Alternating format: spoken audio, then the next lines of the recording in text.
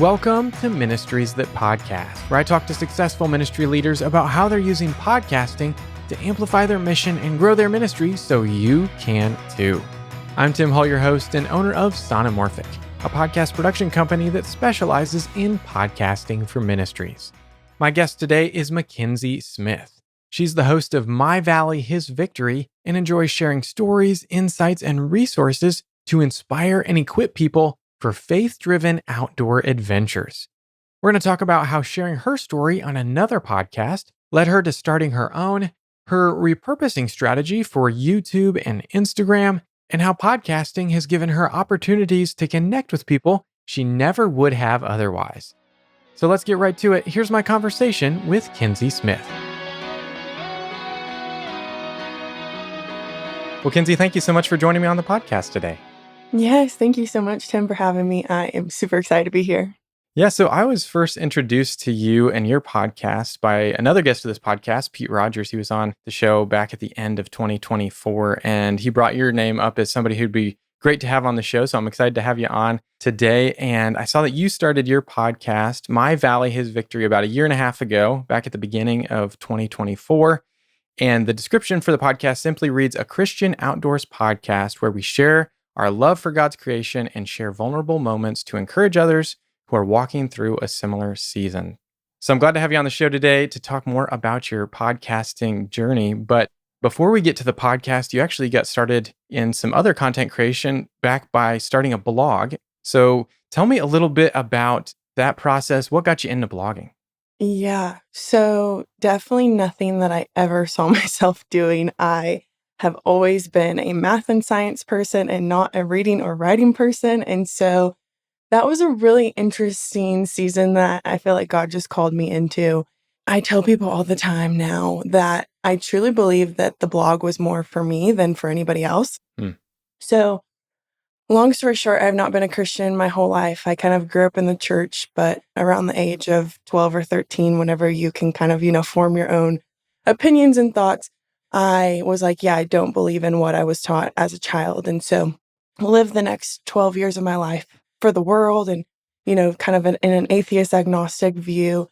So at the age of 25 is when I came to know the Lord. And it wasn't until I think I was 28, so 3 years later, that I started the blog. And for me, I think there was a lot of identity issues and just struggle in like, how do I talk about something, naturally with not having been this person my whole life. You know what I mean? And so I think for me, it was a way to share my faith with my family and my friends and, just kind of like introduce that piece and also, help me maybe understand it a little bit better. And so the blog, like I said, I think was more for me than for anybody else. It gave me the courage and a platform to be able to share about some of the things that I was thinking about, some of the things that, God was doing in my life that I didn't feel like, at 28 years old, you kind of already have your friends, you already have your places, you already have your things. And so it just seemed like a weird thing to integrate into my life. And so that was kind of the way that I did it. And, I'm a big outdoors buff and, I love traveling. I love hiking. I love backpacking, all the things get me outside in the mountains or the desert. That's my jam. And, that world, I think a lot of people listening would disagree with me, but if you're actually in that world, I think that world is very secular and it's very worldly, and there's a lot of other agendas being pushed in that space. And so when I came to know the Lord at 25, I kind of had these two worlds that didn't seem like they fit together. And so the blog was really a way for me to incorporate that because they were lessons that I was learning about my walk with God through tangible, visible things in creation. And so that was kind of the premise of it and how it started. Gotcha. Yeah, I'm intrigued. So why do you think that the outdoor adventure space is more skewed towards secular than Christian? Because I guess as Christians, we think about, the world and creation, and that is an automatic connection. But why do you think that's become the case? Yeah, it's funny. Me and Pete had a little bit of this conversation when I was a guest on his podcast. And, it's really common, I think, in the hunting and fishing world for there to be religious roots in that, especially because you're in the South, right? But a lot of the hiking and backpacking and climbing and mountaineering and those type of things are all based in the West, which is, I would say a little bit more it's not the Bible Belt, like we Yeah, would call the sure. South.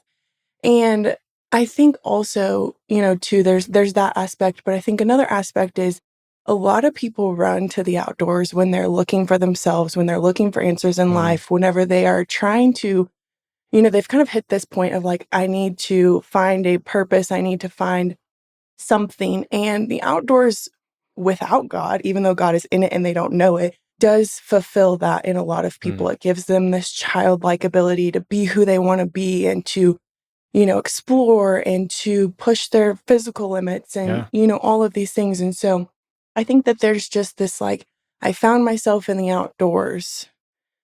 I think if they would go one step further, there would be more to that. But I think that there's a lot of people that have a lot of church hurt or are Mm, just totally, against religion that find themselves in the outdoors. And I wish I had the answer for that, but that's yeah. kind of my little short spiel of Yeah. what I think. That's cool. Yeah, and so basically that's what you were doing with the blog is you were pushing at that.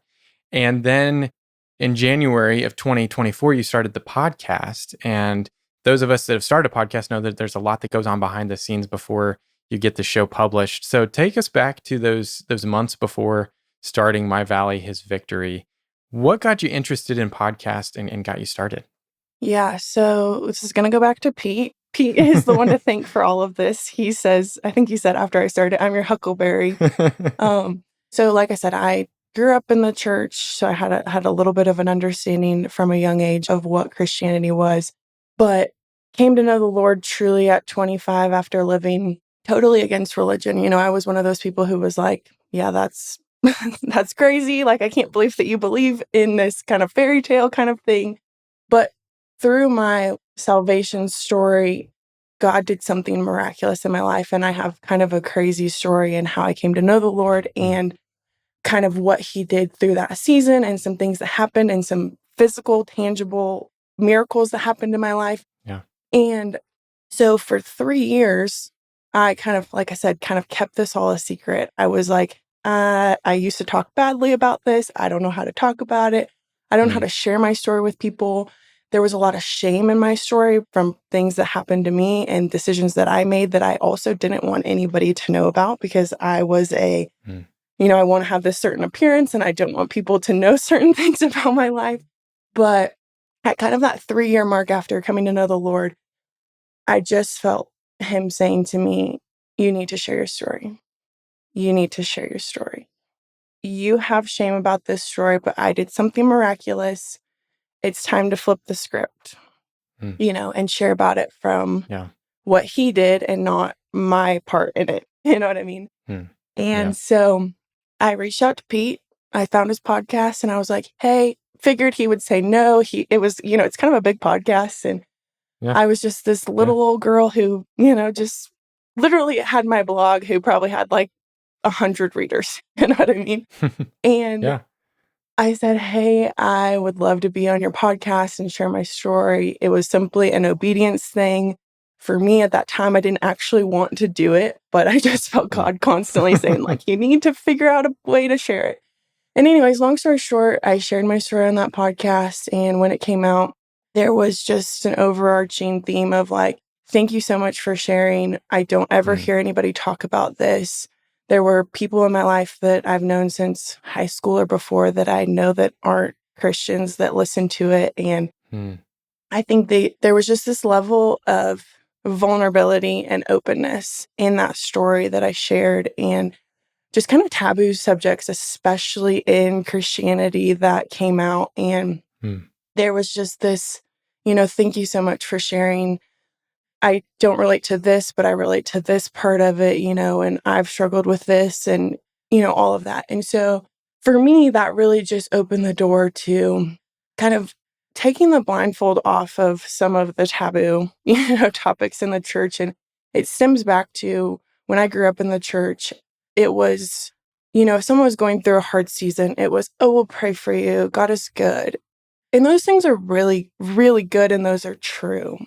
However, there's a lot that happens whenever we can talk about it, whenever we can share what's actually going on, whenever we can wrestle with the feelings that are happening in this season, right? Like, yes, God mhm, is good and something good is going to come from this, but like, that's not what my story looks like right now, you know? Yeah. Yeah. And so for me, the podcast was taking kind of my story, which is my valley, his victory. It was a really hard season for me, something I wish I would have Mhm. never went through, right?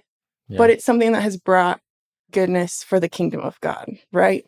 And so I just wanted to give people a platform to share those similar stories and to hopefully, somebody that is actually going through that season would hear it and hear that they're not crazy for some of these things that they're wrestling through or questions that they're having or anger that they're feeling towards God, or whatever that looks like. And so, yeah, it's just really meant to be a place for people to share, but then also people to be encouraged if they're in a similar season, because I think that God gives us our stories so that we can, encourage others with those things that He's brought us out of. And so, Yeah. Yeah. And I'll put a link to that episode in the show notes. I listened to it when I was preparing for our conversation, and it's a crazy story. You ought to go check it out if you haven't heard it already. And so you were on Pete's podcast. When did you record that, and when did that come out? And how did that line up with when your podcast launched? yeah, so I think we recorded that in like August of Okay. 2023. It came out, I think, in October of 2023. Okay. Yeah. And just immediately after it came out, I knew that that was what I needed to do. And so, yeah, I just jumped into it. I was reading a book at the time, not knowing that I was going to start a podcast. I was gifted a book. It's called The Common Path Mm. to Uncommon Success by John Lee Dumas. And it's Yeah. about starting a business at the core of Mm. it, or about starting Yeah. a journey of some sort. But he had a podcast and he shares kind of his Right. story along podcasting. And I was like, I was in my brain, I was thinking of, I'm going to use this, but not to start a podcast the whole time I was reading Mm. it. And then that came out and I was like finishing the book and it was like, well, I guess I'm starting a podcast.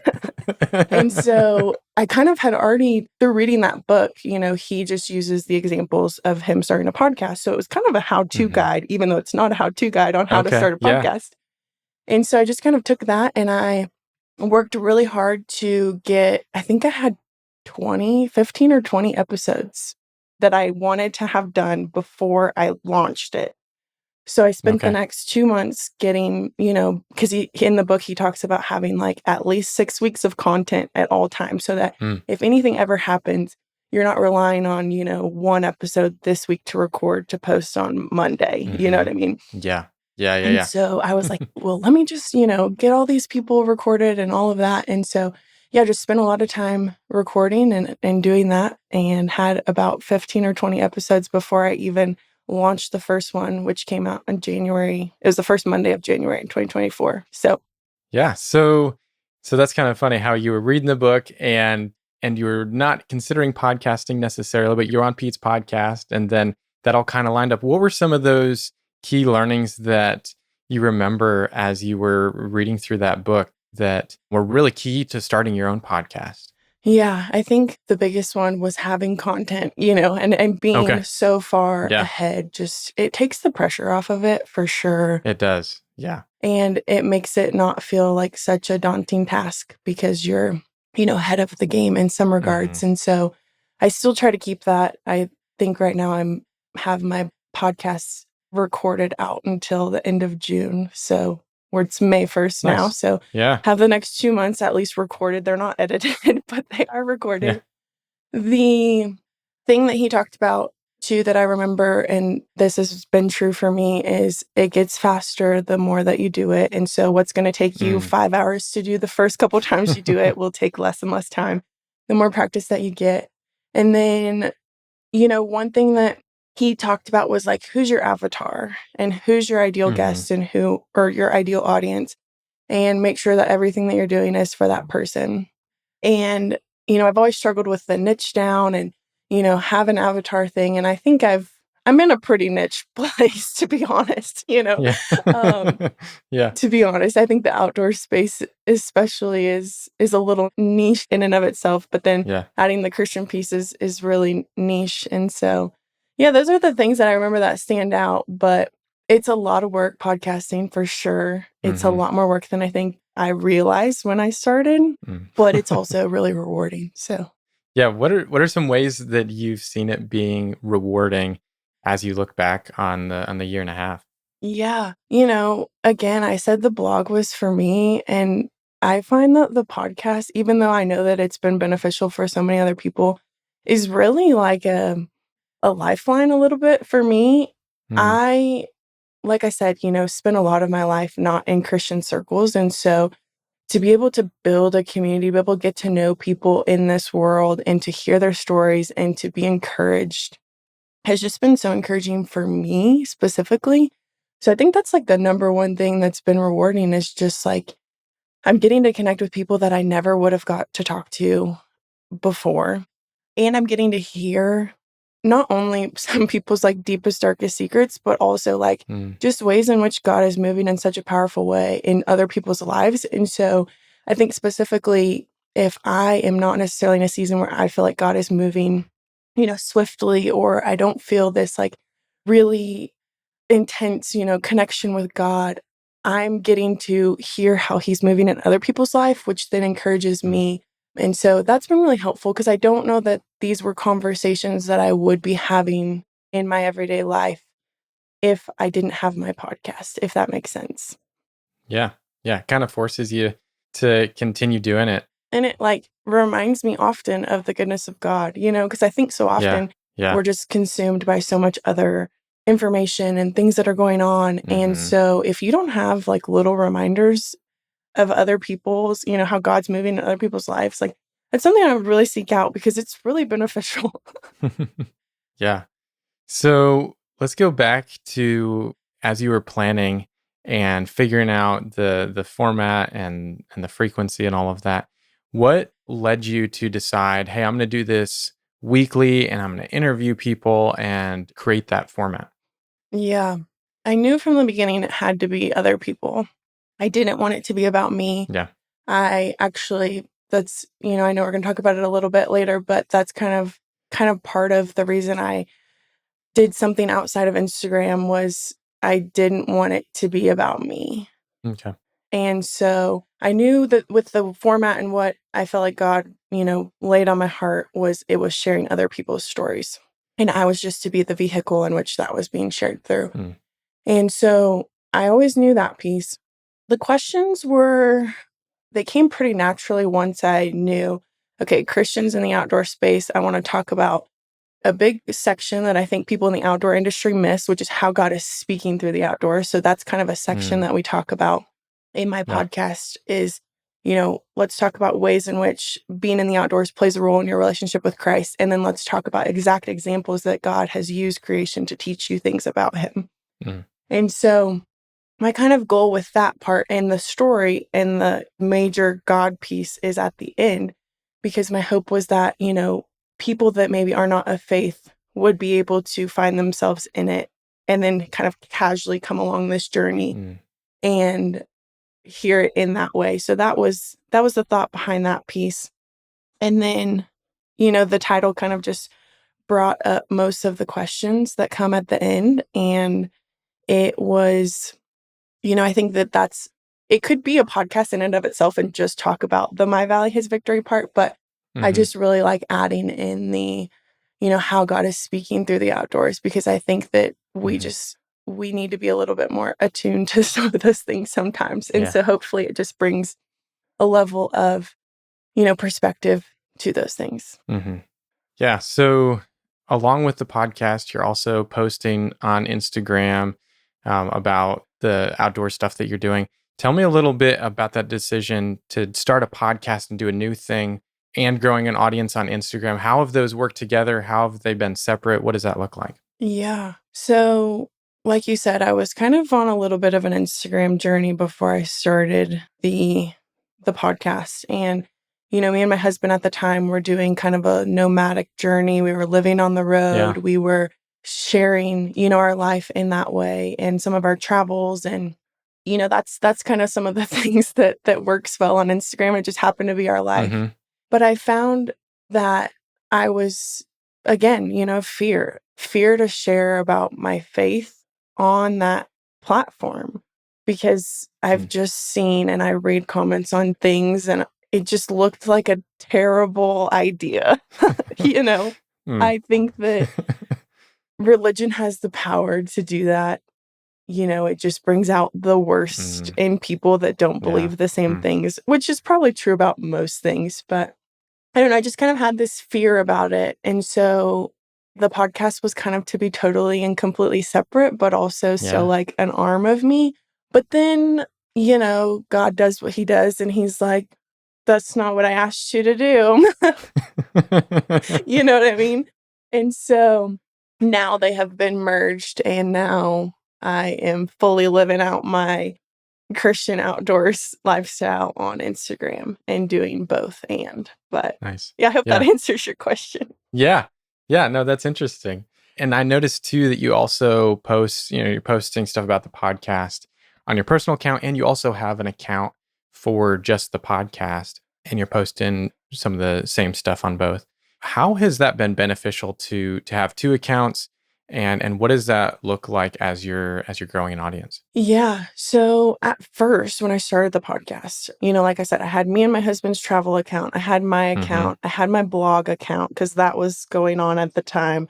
Yeah. And I had some other account. What was it? Don't even know. But I had 4 Instagram accounts already. And so I was like, there's no way I'm doing a Instagram page for this podcast. I'm not doing it. I'm not having another one. Yeah.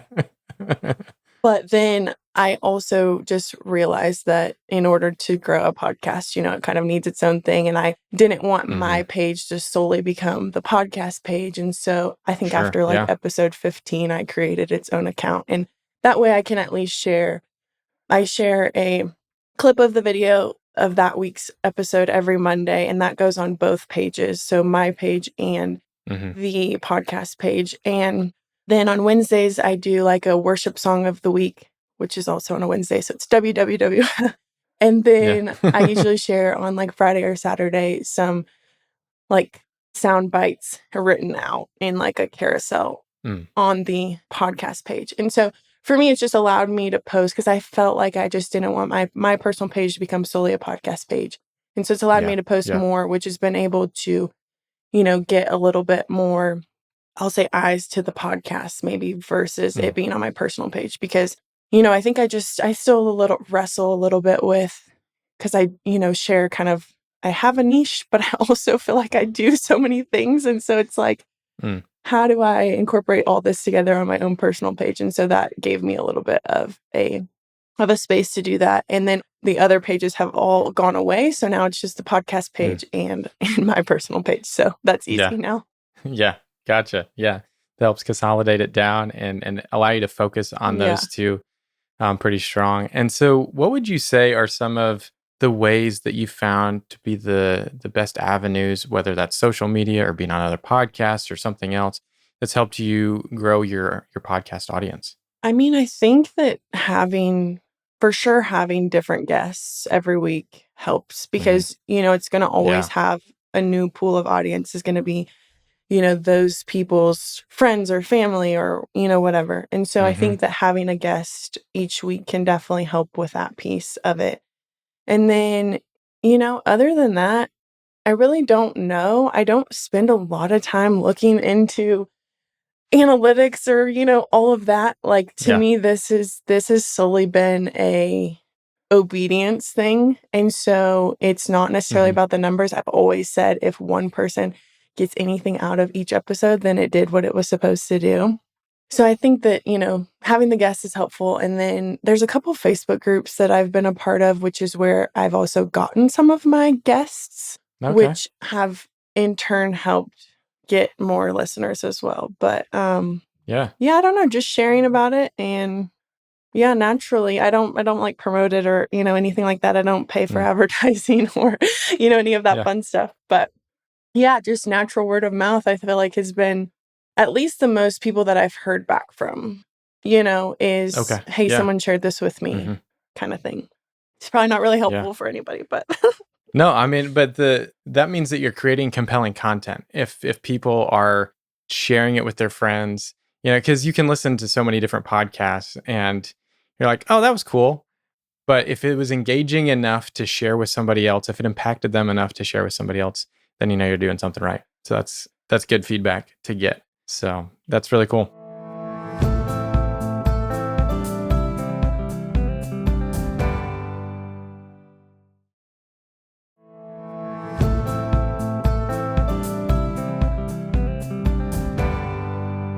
I'd love to jump to another piece of this. So, we're talking about growing the podcast and getting to talk with people that you might not had an opportunity to talk with otherwise.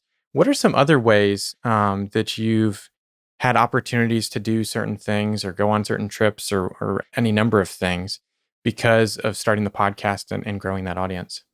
I think it's just made, like I said before, it's made connections that I would have never had. And so, Mm-hmm. it's especially, I feel like in the Christian outdoor space, that space is pretty small for the most part when it comes to people that are, actively doing something in that space. And so Mm-hmm. I've just heard of some amazing things that are happening in this space that are encouraging, because before I kind of thought like, okay, nobody's really like touching this space, and that makes my heart hurt because I can't, reach all these people, And so there's some really amazing things that are happening that I've gotten to learn about some ministries. Specifically, I'm thinking of Atlas Free, which uses climbing, mountaineering, or hiking trips to raise money for human trafficking. And so that was Yeah. kind of my very first big event after coming to know the Lord, was going on a mission trip to hike and raise money in Africa for a mission. And so that has been on my heart. And I've been like, I want to recreate that. And now I don't feel like I have to recreate that because somebody else is doing it. And now I can just join forces with what they're doing. Nice. Yeah. And, there's that. And then there's a ministry up in Wyoming called Solid Rock Outdoor Ministries. SROM is what it's short for. But they're doing some amazing things, taking people backpacking. And, I think just like, I am definitely a doer and I want to like build things. And I think having this has helped me like, okay, now I know where to send people, and it's equipped me better to not try to be the answer for everybody versus like now I know where to send you. Now I know what resource to give you. And so it's opened up some resources in that way. And then also I've been invited on quite a few fun trips. I haven't made it to any of them yet, hopefully coming soon. But last year I did host my own Christian women's retreat with a girl named Audrey. And so that was kind of an opportunity that was built through the podcast and my Instagram. But that was in Divide, Colorado. So nice. Yeah, those are some things. Very cool. Yeah, that's neat. So along those same lines, as you're building connections with other people, you also, I went back and listened to the beginning of the first episode and heard that you had sponsors all the way back at the beginning. So let's talk about that for a second. What did it take to get that first sponsorship all the way back with episode 1, as you were on Pete's podcast, then you're hitting the ground running and recording all these shows? What did that take? Yeah. So, like I said earlier, I was kind of a little bit on an Instagram journey before that. And so I had some connections through that and kind of had some ongoing partnerships on Instagram that I really more just like, they weren't like, hey, I want to sponsor your podcast. It was more like, hey, do you mind if I incorporate this into the project, that we're already doing? And so it was just kind of a leg of that. And then now those have just continued and they just kind of keep in line. And then, also I like to use my podcast to help people too. And so there are things that I have sponsored that I'm not even getting anything for. It's more just like, I love you as a friend and I want to help you build your brand. And so, I think just like not looking at everything, especially in this space, if you are truly doing a ministry, as monetary, because I think that can get you in a really negative space. And so sometimes it's just about creating highways for people. Yeah, that's a good way to look at it. Because it can easily get caught up in the how do I make money piece of it, and then you're almost making content for a different reason at that point. And so yeah, you got to balance that well so you don't lean too hard on that and make sure you're doing it for the right reasons. Yeah, it's tricky. It Um, is, and I get it. yeah. But because you're spending so much time doing something, you want there to be, rewards or, compensation. Mm-hmm. But sometimes, and, like I said, I am getting a compensation from this that cannot put a price tag on. And so Mm. some people have to make money from it, and I get that, but I wouldn't Yeah. put too much Yeah. pressure on that piece if you are, if you're listening to this. It'll come if it's Yeah. supposed to come. Yeah. All right. I'd love to hear a little bit about some of the strategy that you have around the show. And specifically that I saw that you post the full episode is on YouTube, and there's shorts that you post on YouTube. And so what have you seen as the benefit to being on YouTube as well as just, all the podcast players? Yeah, I think that for anybody in any kind of content creation journey, whether that's a podcast or a blog or YouTube or social media, there is really power in repurposing your content. And that may seem silly, and you may be like, why do I have to post this to 5 different things? But different things do well on different platforms. And Mm-hmm. I couldn't tell you why. I couldn't tell you what's going to make this work and what's going to make this work on this one. But I think that there are algorithms that work differently on all of those things. And I think now, I think we're getting more to a place of, I think I've seen at least some people step back from certain subscriptions. And so having something like YouTube that is just Mm. on there forever, and it's really easy. I don't do the video, even though I record the video. So make it as Yeah. easy or as hard as you want to, but there are ways to repurpose what you're already doing to all the different platforms. So like I don't even have to touch a button and it goes to YouTube because it goes through the RSS feed and you can set that up on YouTube. Now, if you want to do a video podcast, you can. That was just not a journey that I was willing to take on when I started. And I've thought about it now and I'm still not sure about it. And so, people say, I think now there's Yeah. so many, you Yeah. have to, you have to, you have to. You don't have to do anything, but I think that there's just things that work differently. And it's really funny though, because Mm.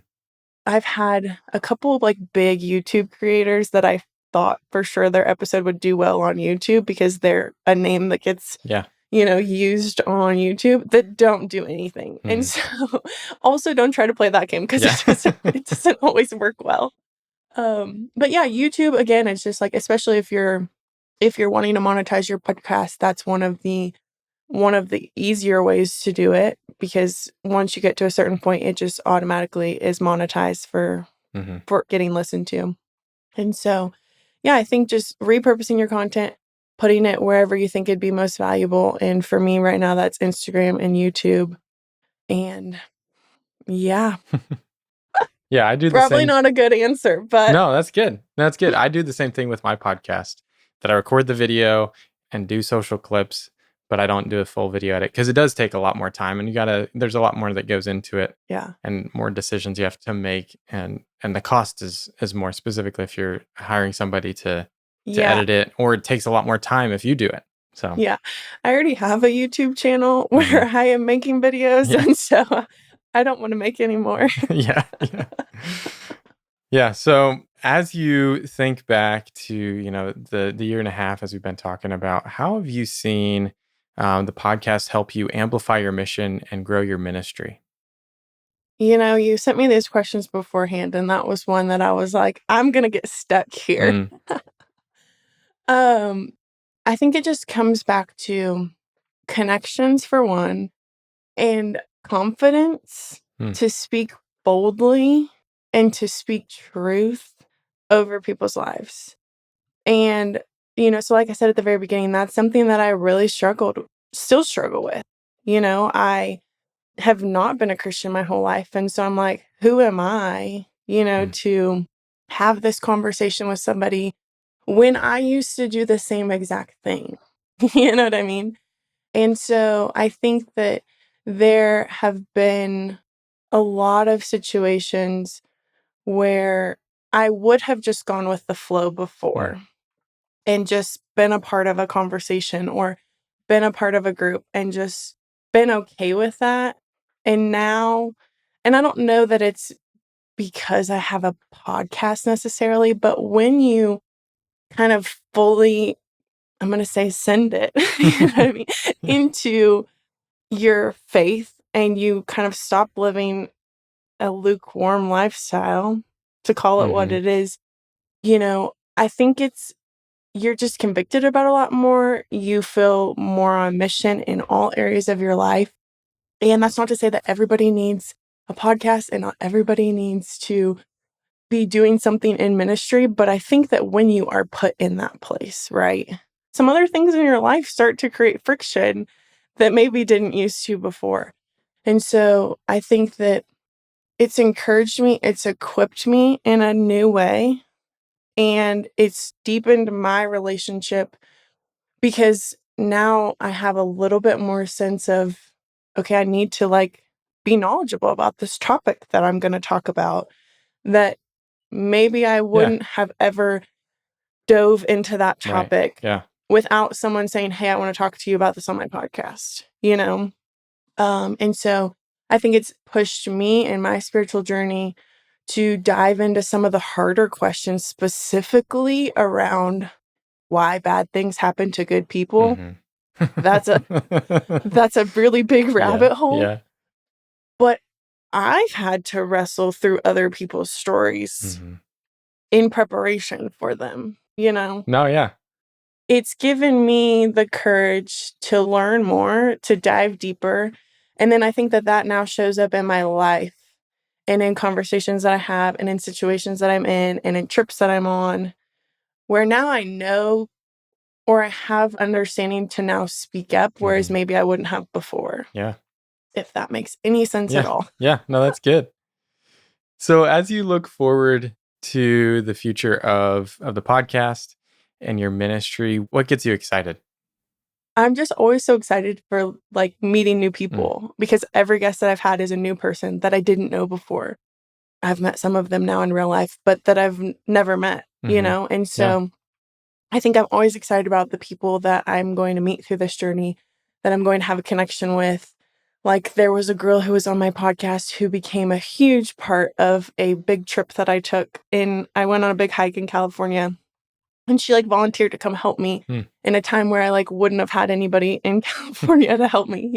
And so I'm just always excited about the connections that I make, and just really excited to continue to grow and have conversations around what I said before at the beginning, which is kind of a taboo topic in the outdoor space, is Christians in the Mm-hmm. outdoors, which, for anyone listening, they're going to be like, that's not that taboo. But if you go into some of these spaces, it is. Yeah. And so it's very interesting because it's very much, all inclusive, invite everybody kind of situation. But the minute you're now a Christian, it's like, oh, but not you, Mm. you know? And so, yeah. Cool. All right. Well, let's jump into the high pass segment now, where we ignore the lows and I ask you about some of your favorite things. So first up is, you're hiking all over the place, all over the world. What's one of your favorite hikes ever?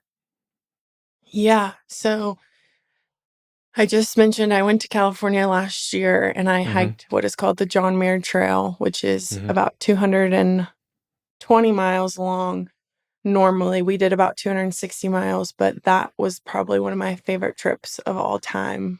Spending 20 days out in the wilderness, Mm. disconnected, just kind of resetting some things in life, and real fears and real anxiety, and some of those things, I think, was just a trip that I'm never going to forget, and something that was just an amazing opportunity that I got the chance to do. And just also some of the most beautiful, beautiful scenery in America, some of the most untouched Mm. land in the high Sierras up there. And so that is one that I will never forget. And then, I've always said that I'm a mountain girl and I love the mountains, but I moved to Utah about a year and a half ago, and the desert has been something that has just been teaching me so many lessons, and is just so beautiful in such a interesting way. And, I think there's a lot of people who don't love the desert, but it is magical the more you dive into it and the more Mm. you come to understand it and learn about kind of how resilient and just, man, I don't know, it's a special place for Yeah. sure. Yeah. And so the desert of southern Utah or central Utah has just become one of my favorite places. And so, yeah, those two are top of mind currently. Nice. Cool. All right. What's one of your favorite snacks on the trail? Ooh, favorite snacks. Well, anytime I'm going up a hard climb, I have a packet of Nerds gummy clusters in my hip belt pocket. Okay. And I pop a couple in and I have a joke with all my friends. It's like Nerds power engaged. And then it gives you a little boost of energy to go up the mountain a little bit more. And so that's one of my favorite hiking snacks. And then other than that, like a good chomps, like a meat stick or I always have a Pro Bar every day I'm hiking, which is just a type of granola bar, but they're so good. And those are my go-tos. Nice. Yeah. All right. What's one of your favorite episodes that's really stuck with you from My Valley, His Victory? Yeah.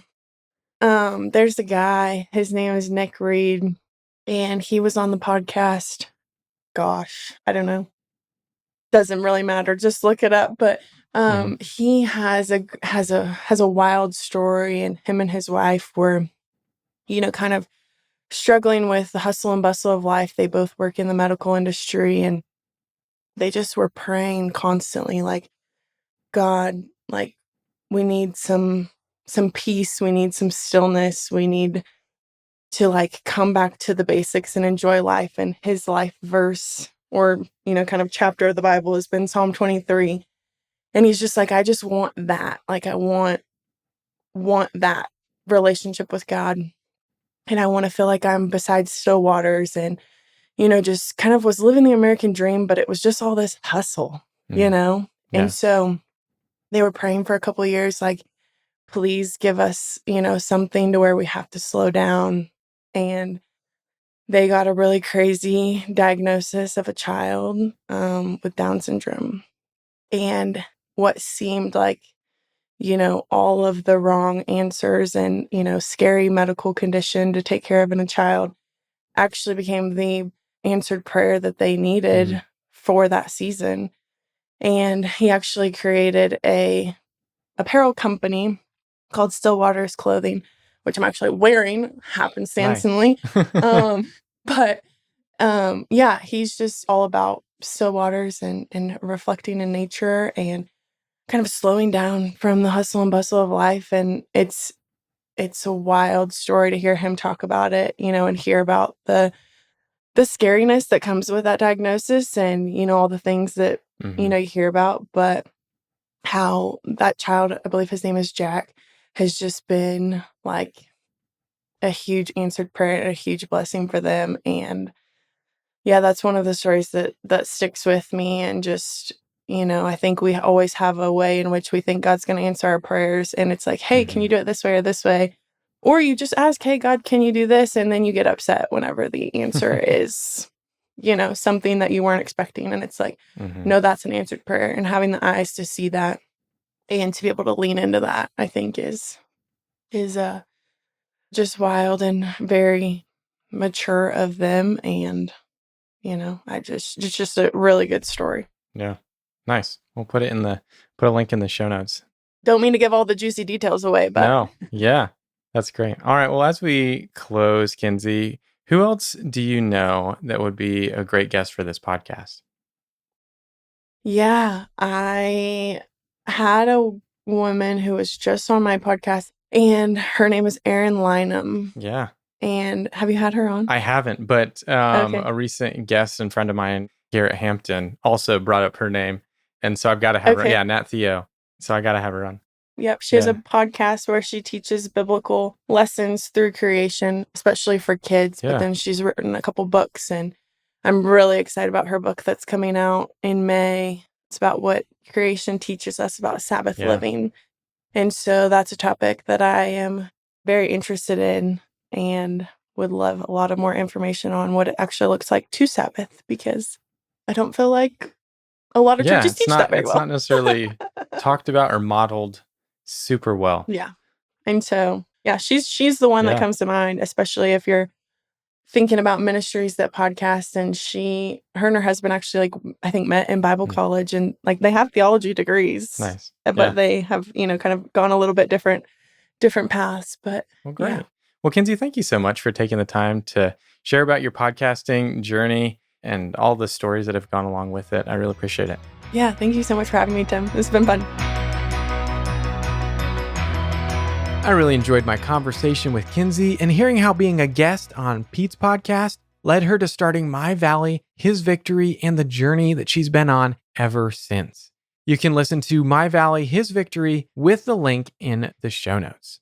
Well, that's going to do it for this final episode of Season 2 for Ministries That Podcast, produced by Sonomorphic.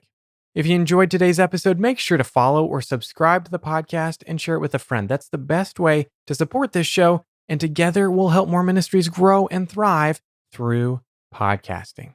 Now come back in July for Season 3 of Ministries That Podcast and some more great conversations with ministry leaders using podcasting to amplify their mission and grow their ministry. In the meantime, go back and listen to old episodes that you may have missed. And if you have any guest recommendations, I'd love to hear them. Email them to me with guest idea in the subject line to sonomorphic@gmail.com. That's guest idea in the subject line, and the email address is sonimorphic@gmail.com. Well, I hope you enjoy your summer, and until next time, keep encouraging your audience as they follow Jesus.